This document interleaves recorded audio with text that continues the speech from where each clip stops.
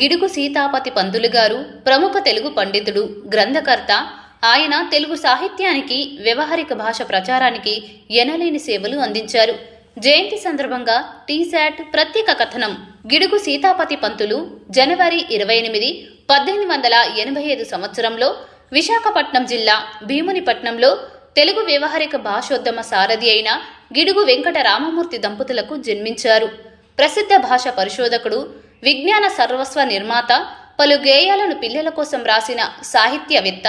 ఇతని బాల సాహిత్యంలో బాగా ప్రాచుర్యం పొందిన చిలకమ్మ పెళ్లి, వ్యవహారిక భాషోద్యమంలోనూ సవర భాషోద్ధరణలోనూ తన తండ్రి అయిన గిడుగు రామమూర్తి పంతులకి కుడిభుజంగా నిలిచి విశేషానుభావం గడించారు.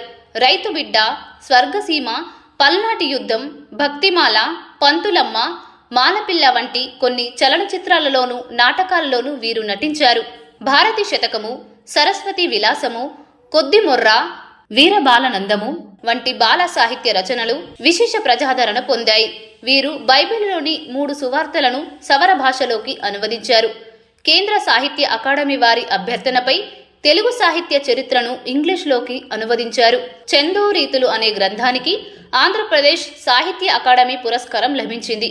తండ్రి అనంతరం రాజమండ్రి చేరిన సీతాపతి రాజకీయాలలో పాల్గొని జిల్లా బోర్డు, మున్సిపల్ కౌన్సిల్, సెనేట్ మొదలగు సంస్థలలో సభ్యులుగాను, అధ్యక్షులుగాను పనిచేశారు.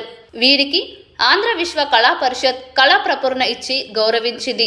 వీరి ఇంగ్లీష్ రచనల్లోని విశిష్టతను గుర్తించి వాషింగ్టన్లోని అంతర్జాతీయ అకాడమీ వీరికి డిలిట్ గౌరవం ఇచ్చింది.